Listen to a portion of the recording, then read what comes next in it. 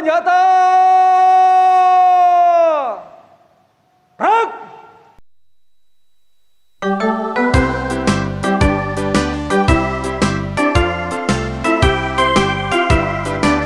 Assalamualaikum warahmatullahi wabarakatuh. Para pembelajar, selamat hari ulang tahun kemerdekaan Republik Indonesia ya. Walaupun tahun ini terasa berbeda, tetapi tetap harus menunjukkan rasa cinta pada tanah air kita dan berjuang keras agar bangsa kita terbebas dari COVID-19. Jangan lupa kita panjatkan doa kepada para pahlawan yang telah mengantarkan kita menuju pada kemerdekaan.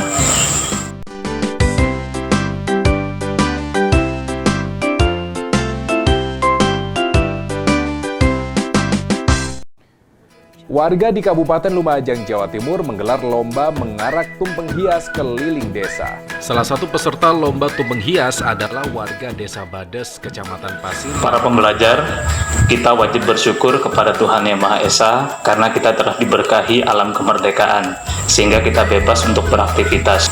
Begitu pula rasa syukur kita memiliki Undang-Undang Dasar Negara Republik Indonesia tahun 1945 yang merupakan hasil perjuangan para pendiri negara. Kelak kalian akan tahu, setelah disahkan oleh PPKI tanggal 18 Agustus 1945, Undang-Undang Dasar Negara Republik Indonesia tahun 1945 secara resmi menjadi konstitusi di negara kita. Konstitusi? Apa itu konstitusi? Apa hubungannya dengan Undang-Undang Dasar? Dan bagaimana proses perumusan Undang-Undang Dasar Negara Republik Indonesia tahun 1945 yang dikatakan sebagai konstitusi pertama dalam sejarah Indonesia? Baiklah, mari kita ikuti penjelasannya berikut ini.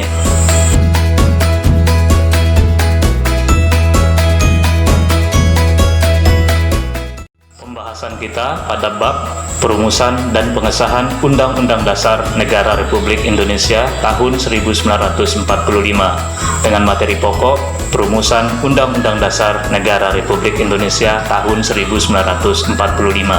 Indikator pembelajaran ada 4. Yang pertama, sikap spiritual, yaitu bersyukur atas anugerah Tuhan, bangsa Indonesia memiliki Undang-Undang Dasar Negara Republik Indonesia tahun 1945.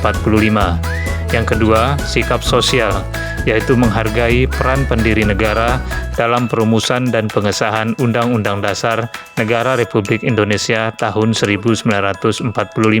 Yang ketiga, pengetahuan, yaitu mendeskripsikan perumusan Undang-Undang Dasar Negara Republik Indonesia dalam sidang kedua BPUPKI. Yang keempat, keterampilan, yaitu memiliki tanggung jawab untuk memahami Undang-Undang Dasar Negara Republik Indonesia tahun 1945 secara utuh. Setelah kalian menyimak materi pembelajaran ini, kalian diharapkan dapat sama menjelaskan pengertian konstitusi. Yang kedua, menjelaskan pembagian konstitusi. Yang ketiga, menjelaskan hubungan konstitusi dengan Undang-Undang Dasar. Keempat, mendeskripsikan kronologi persidangan kedua BPUPKI dalam perumusan Undang-Undang Dasar Negara Republik Indonesia tahun 1945. Kelima, mendeskripsikan panitia yang bertugas dalam perumusan Undang-Undang Dasar Negara Republik Indonesia tahun 1945. Dan yang terakhir, mendeskripsikan hubungan antar panitia dalam perumusan Undang-Undang Dasar Negara Republik Indonesia tahun 1945.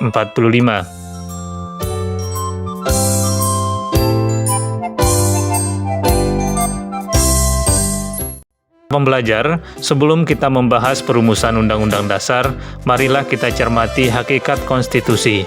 Apa itu konstitusi? Konstitusi atau constitution dalam bahasa Inggris, konstitusi bahasa Belanda atau constitutio dalam bahasa Latin secara sederhana berarti undang-undang dasar atau hukum dasar. Menurut Miriam Budiarjo, konstitusi adalah keseluruhan peraturan-peraturan baik yang tertulis maupun tidak tertulis yang mengatur secara mengikat tentang cara penyelenggaraan pemerintahan dalam suatu negara, sehingga konstitusi dapat diartikan sebagai hukum dasar yang dijadikan pedoman dalam penyelenggaraan pemerintahan negara. Selanjutnya, konstitusi dalam arti luas dibagi menjadi dua, yaitu konstitusi tertulis dan konstitusi tidak tertulis. Konstitusi tertulis adalah segala aturan-aturan pokok bernegara yang tersaji dalam bentuk naskah atau tertulis, contohnya Undang-Undang Dasar. Sedangkan konstitusi tidak tertulis adalah aturan yang tidak tertulis, namun tetap dilaksanakan dalam penyelenggaraan suatu negara. Hal itu karena merupakan kebiasaan yang telah dipraktikkan berulang-ulang. Konstitusi tidak tertulis disebut juga konvensi. Contoh konstitusi tidak tertulis di Indonesia antara lain pengambilan keputusan di MPR dengan musyawarah mufakat atau pidato presiden setiap tanggal 16 Agustus di depan sidang paripurna DPR. Lalu apa hubungan antara konstitusi dengan undang-undang dasar? Mengacu pada penjelasan tersebut, dapat dikatakan bahwa konstitusi lebih luas dari undang-undang dasar, sehingga hubungan keduanya adalah undang-undang dasar merupakan salah satu bagian dari konstitusi, yaitu sebagai konstitusi yang berbentuk tertulis. Indonesia menganut konstitusi dalam arti luas, yaitu selain undang-undang dasar, kita juga mengenal kebiasaan sebagai pedoman dalam penyelenggaraan negara. Konstitusi bukan undang-undang biasa, sehingga tidak ditetapkan oleh lembaga legislatif biasa. Lembaga apa dan bagaimana proses perumusannya? Marilah kita cermati kronologi peristiwa berikut. Perumusan Undang-Undang Dasar dilaksanakan dalam sidang kedua BPUPKI pada tanggal 10-16 Juli 1945. Pada persidangan tanggal 10 Juli 1945, dimulai dengan laporan dari panitia kecil tentang rancangan pembukaan hukum dasar, pembahasan awal tentang bentuk negara dan batas negara. Selanjutnya, persidangan tanggal 11 Juli 1945 dilanjutkan dengan lanjutan pembahasan batas negara, pembahasan rancangan awal Undang-Undang Dasar, dan dibentuk panitia perancang Undang-Undang Dasar. Selanjutnya, panitia tersebut membentuk lagi panitia kecil perancang Undang-Undang Dasar. Kemudian pada tanggal 13 Juli 1945, panitia kecil perancang Undang-Undang Dasar berhasil membahas beberapa hal dan menyepakati tentang 1. Lambang negara, 2. Negara kesatuan, 3. Sebutan Majelis Permusyawaratan Rakyat, dan yang keempat, membentuk panitia penghalus bahasa. Selanjutnya pada tanggal 14 Juli 1945, BPUPKI bersidang dengan agenda pembicaraan tentang pernyataan kemerdekaan. Ya, perancang Undang-Undang Dasar melaporkan hasil kerjanya. Ada 3 masalah pokok dalam laporan tersebut, yaitu pertama, pernyataan Indonesia Merdeka, kedua, pembukaan Undang-Undang Dasar, dan yang ketiga, batang tubuh Undang-Undang Dasar yang berisi 42 pasal, termasuk 5 pasal aturan peralihan dengan keadaan perang dan 1 pasal aturan tambahan. Pada persidangan tanggal 15 Juli 1945 dilanjutkan dengan acara pembahasan rancangan Undang-Undang Dasar. Soekarno memberi penjelasan dan ditanggapi Muhammad Hatta. Selanjutnya, Mr. Supomo juga menjelaskan hakikat Undang-Undang Dasar dan uraian terperinci tentang rancangan Undang-Undang Dasar yang telah dihasilkan. Kemudian pada tanggal 16 Juli 1945, naskah Undang-Undang Dasar diterima dengan suara bulat dan diterima pula usul-usul dari Panitia Ekonomi dan Keuangan dan Panitia Pembelaan Tanah Air. Dengan rangkaian kegiatan tersebut, maka selesailah tugas BPUPKI dalam merumuskan rancangan Undang-Undang Dasar. Dari pemaparan tadi, kalian mendapati ada beberapa panitia yang terlibat dalam proses perumusan Undang-Undang Dasar. Berikut penjelasannya. Yang pertama, panitia perancang Undang-Undang Dasar. Panitia ini diketuai Insinyur Soekarno dengan 19 orang anggota. Tugasnya adalah merancang Undang-Undang Dasar. Kemudian, panitia kecil perancang Undang-Undang Dasar. Panitia ini diketuai Mr. Supomo dengan 7 orang anggota. Panitia ini secara khusus bertugas merancang isi Undang-Undang Dasar yang meliputi pasal-pasal. Panitia penghalus bahasa dengan anggota Husein Jayadiningrat, Agus Salim, dan Mr. Supomo. Tugasnya menyempurnakan bahasa dan susunan kalimat dalam rancangan Undang-Undang Dasar.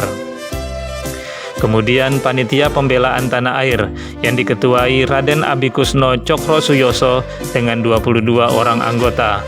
Panitia ini bertugas merumuskan pasal-pasal Undang-Undang Dasar yang berhubungan dengan pembelaan tanah air, misalnya pembelaan negara dan pertahanan dan keamanan negara.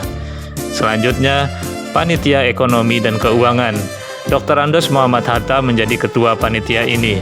Anggotanya sebanyak 22 orang. Tugasnya adalah merumuskan ketentuan pasal-pasal Undang-Undang Dasar tentang dasar-dasar perekonomian dan keuangan Indonesia. Sekarang kita bahas hubungan antar panitia tersebut. Pertama, hubungan panitia perancang Undang-Undang Dasar dengan panitia kecil perancang Undang-Undang Dasar.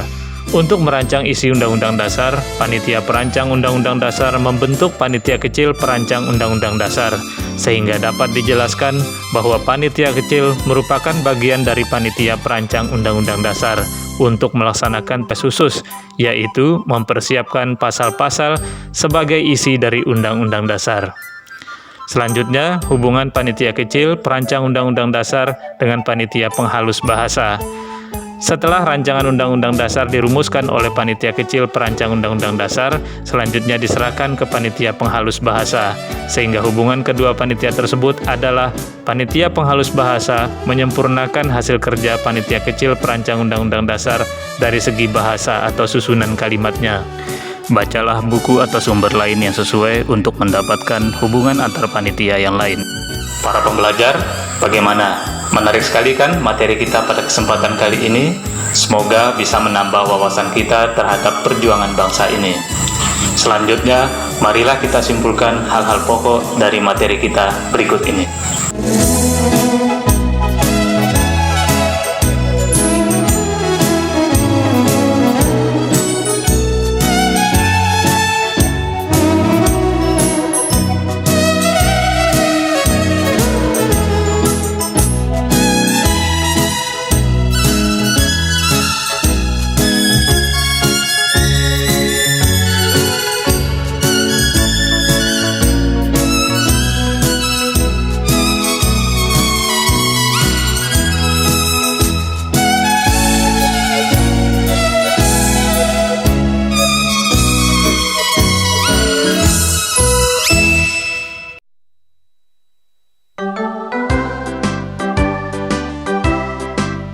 Kita sudah berada di akhir kegiatan pembelajaran. Terima kasih atas perhatian kalian. Begitu juga kontribusi yang telah diberikan pihak-pihak yang ada di belakang kita dalam video pembelajaran ini.